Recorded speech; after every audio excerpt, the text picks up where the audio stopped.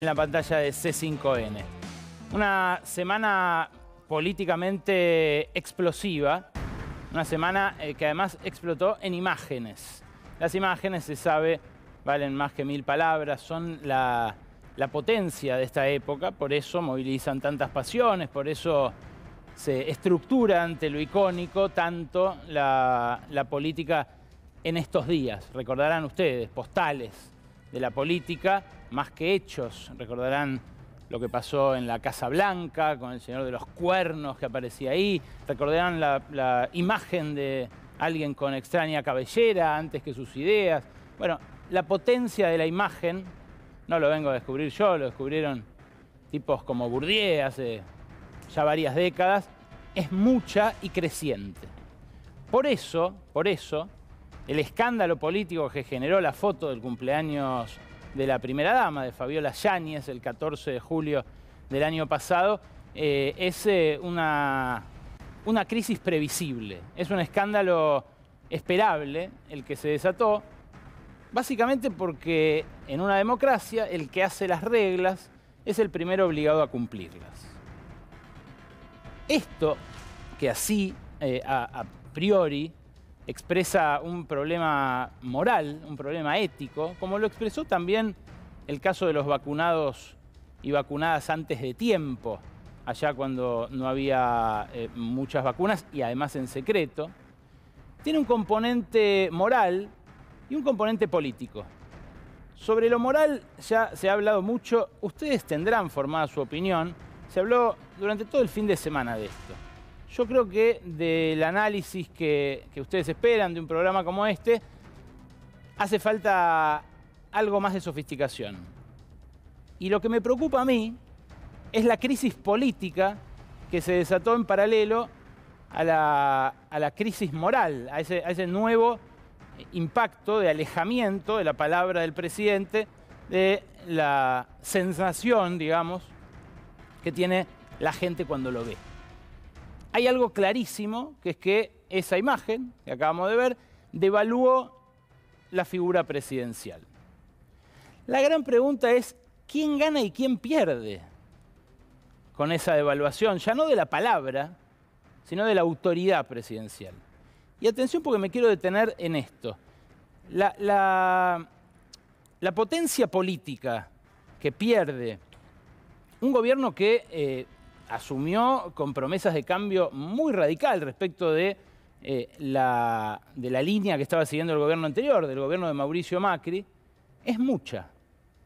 Y esa potencia política es la potencia política que necesita para llevar adelante en 2 años las transformaciones que tenía que llevar adelante en 4 y que la pandemia no le permitió llevar adelante.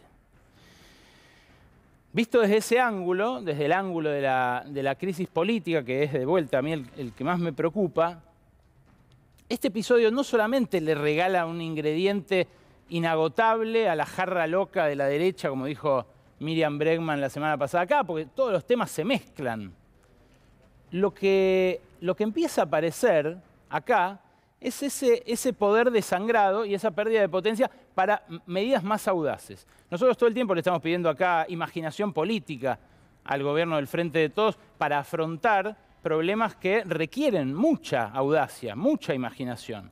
Ahora, imagínate vos la reacción de la oposición después de esta foto, si el gobierno, por ejemplo, quisiera avanzar con hacer permanente el aporte extraordinario de las grandes fortunas para paliar los efectos de la pandemia. ¿O qué pasaría si ahora, ante la evidencia de que lo de Vicentín fue una gran estafa, no solamente al Banco Nación, con esos 300 millones de dólares que le dio Javier González Fraga antes de irse, casi en secreto a Vicentín, sino también a sus acreedores?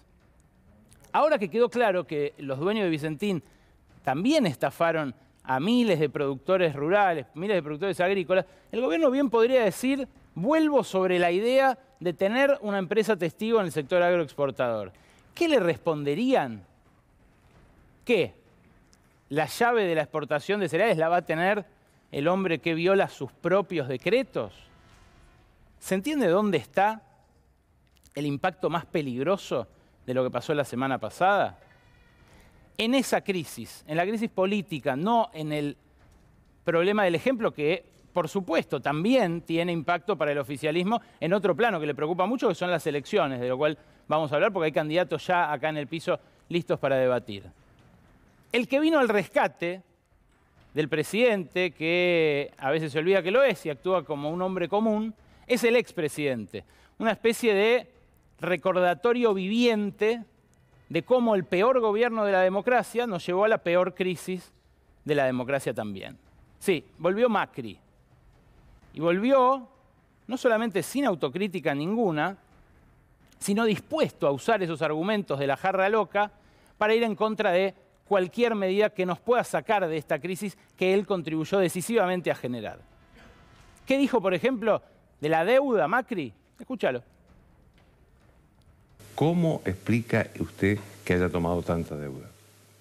Bueno, vamos por orden, porque esta es parte de la mentira de todos los días, ¿no? Igual que la foto de Olivos, es toda una mentira, que ellos llaman relato.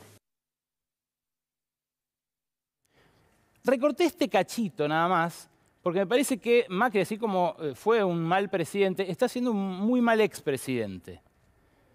Cuando él tergiversa los números de esta manera, pervierte el debate político, el debate público sobre la realidad.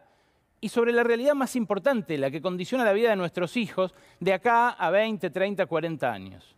Bueno, Macri miente abierta, descaradamente respecto de la deuda. Mídase como se mida, ¿eh? Una medición, por ejemplo, muy difundida es la deuda pública total, bruta. Bueno, esa deuda pública total, lo dicen los registros oficiales, lo ha publicado Chequeado, los diarios afines al macrismo. Subió de 240.000 a 323.000 millones de dólares en los 4 años que Macri gobernó. Esos 83.000 millones de dólares de diferencia son la que le prestó Wall Street al principio y la que le prestó el Fondo Monetario al final. Si vos mirás la cantidad de deuda que emitió es mucha más. Lo que pasa es que parte de la que le pidió prestada a Wall Street se la pagó a esos acreedores con la del Fondo Monetario. Por eso el saldo es de 83.000 millones de dólares de más. Ahora, esa guita, la guita que llegó acá, ¿qué pasó con ella? ¿Qué se hizo de ella? Bueno, ahí está también lo interesante para ver cuando Macri dice cosas como esta, que es relato. Macri oculta que la deuda que tomó fue para financiar salida de capitales. ¿Qué es básicamente la salida de capitales? Compra de dólares por parte de argentinos ricos que los podían comprar a precio subsidiado y sin límites durante su presidencia, y además retiro de dinero directamente al exterior. ¿Cuánto fue esa fuga de capitales durante el gobierno de Macri? Lo tenemos en este cuadro. Sí, Macri vino al rescate después de sus 4 semanitas en Suiza, ¿no? Pero fíjate, en 2015, el año en el que asume Mauricio Macri, la venta de dólares a privados por parte del Banco Central fue 8.500 millones. Inmediatamente que él asume, esa venta de dólares aumenta al año siguiente, a pesar de que en 2016 era el año de la confianza, de la lluvia de inversiones, de la reversión de todos los males que él encontraba en el último kirchnerismo. ¿Qué pasó en 2017? Se más que duplicó esa venta de dólares a privados. Y en 2018, cuando cortó el chorro Wall Street, eso se profundizó, se espiralizó. Le vendieron 27.200 millones de dólares a privados durante el año 2018, el año en que explotó el modelo de Macri. Eso es más de la mitad de las reservas totales que tiene hoy el Banco Central, para darte una idea, ¿no? Bueno, en 2019 también fue de esa magnitud. Fue una cantidad estrafalaria. Y se ve también en el periodo intermedio entre las PASO y las elecciones de octubre de ese 2019. ¿Lo querés ver día por día? Acompáñame por acá. Lo que dice Macri es que fue el temor al kirchnerismo lo que aceleró la salida de capitales. Fíjate vos cómo ya, el día siguiente, en agosto de 2019, si él hubiera querido evitar el daño para las próximas generaciones, podría haber hecho lo que hizo al final, lo que hizo después de las elecciones que finalmente lo echaron en primera vuelta. Dejar de regalar los dólares del Fondo Monetario. Día por día, esta cifra que ves abajo es la venta de dólares en el día que hizo Macri cuando ya estaba todo jugado, cuando ya el daño podía haberse evitado. 100 millones, 150, 248, fíjate, son valores que para un día son absolutamente aterradores. Por ahí tenés casi 400 millones de dólares. Acá ya entrado septiembre parecía calmarse la cosa, pero había días en los cuales volvía a vender más de 100 millones de dólares por día. La nuestra, la que van a tener que devolver nuestros hijos. Ya en octubre, el mes de las elecciones, esto se acelera tremendamente. Y él, a sabiendas de que iba a poner un cepo al final de su mandato, no lo hace en este mes decisivo. Solamente entre 2018 y 2019 termina vendiendo más de 20.000 millones de dólares a los privados. Y claro, en estos últimos días mirá lo que es. Mirá lo que es la sangría. Mirá el vértigo que produce mirar esos montos de venta diario de dólares a privados. Y a cuánto se los compraban además, ¿no? Porque eran los que tenían salida con dólares del Fondo Monetario a 45 pesos. Después de allá a 60 pesos, todos valores muy inferiores a los que resultaron después de la imposición del nuevo cepo en los últimos días de su gobierno. Ahora, ¿cuántos argentinos compraron esos dólares? Lo tenés en el siguiente cuadro. Mira, fíjate, hay un gráfico que te muestra cuánta gente cada año acudió al mercado cambiario. En 2015 era 1.900.000 personas. En 2016, ya liberados todos los controles, 3.800.000. Siempre se mantiene en torno al 10% de la población. Claro, son los que pueden comprar dólares. Pero fíjate cómo en 2019 se populariza y muchos más de los que solían comprar dólares habitualmente van al mercado a cubrirse. Uno así podría decir, bueno, es algo democrático, es algo que pudo hacer un montón de gente, se pudo resguardar, se pudo llevar un cachito de ese megapréstamo del fondo a su casa. No fue tan así. De esos dólares que se compraron los argentinos durante el gobierno de Macri, fíjate en la siguiente placa cómo están distribuidos. Fíjate, acá tenés, acércate un poquito, Manchi, porque es interesante de ver bien de cerca. Tenés el top 10, todo lo que se compraron durante el gobierno de Macri. El top 10 se compró un 6,1% de las divisas, esos 7.900 millones de dólares que ves ahí.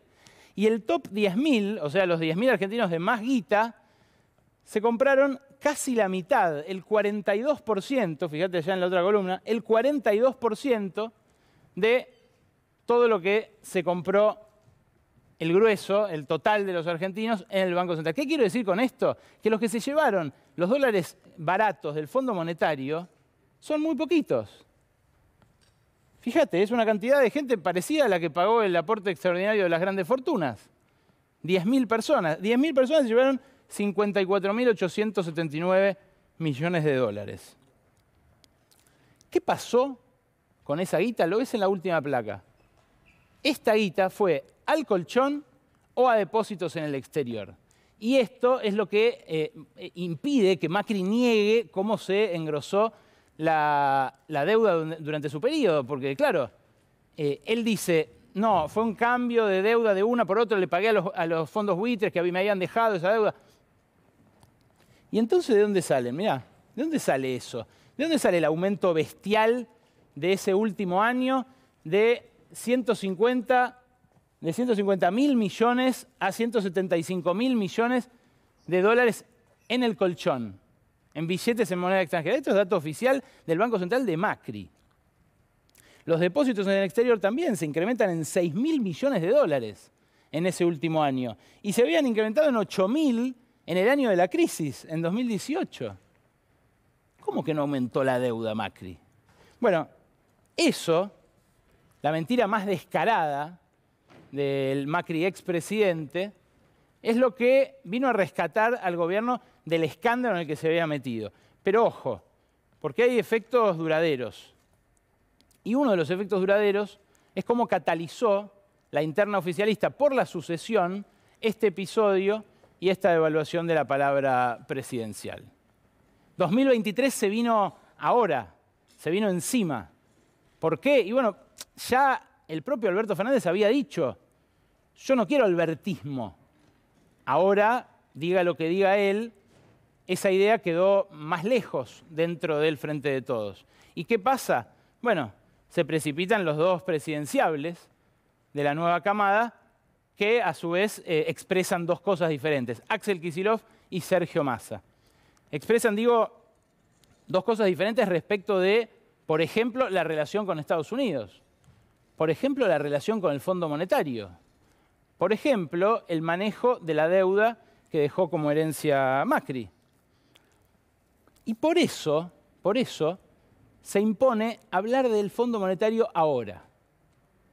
Algo que el gobierno había dejado de hacer, que hoy volvió a hacer en este acto que tengo a mis espaldas, ahí en la isla Maciel, y que reaparece no casualmente.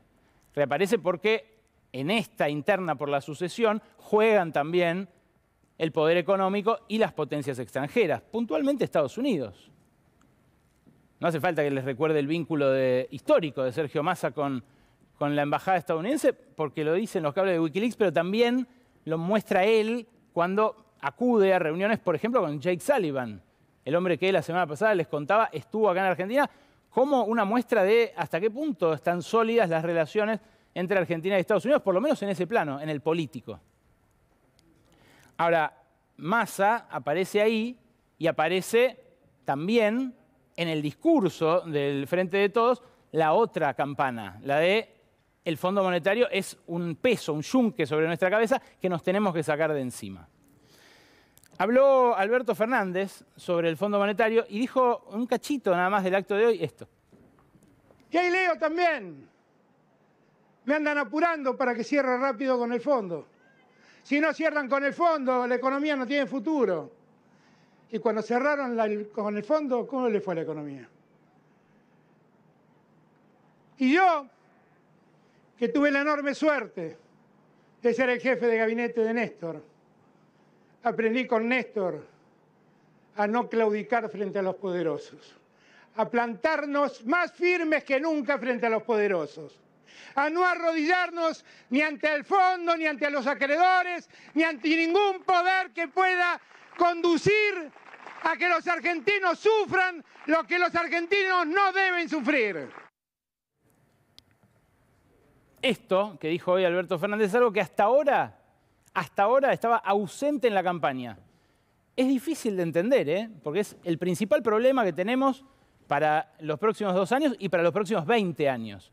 Hasta hoy, el Fondo Monetario estaba prácticamente ausente en la campaña, o por lo menos en el discurso oficial. De esto va a hablar en un ratito Lucía Isikoff. Pero fíjate la foto del acto de hoy. Ahí estaban todos. Estaba Máximo Kirchner, estaba Cristina Kirchner, Axel Kicillof, Alberto Fernández y Sergio Massa. ¿Quién escondió las negociaciones con el Fondo Monetario hasta casi diluirlas en esta campaña? ¿Quién decide ahora retomar la denuncia? ¿Qué primará? ¿Lo técnico, que es lo que primó hasta ahora, o lo político?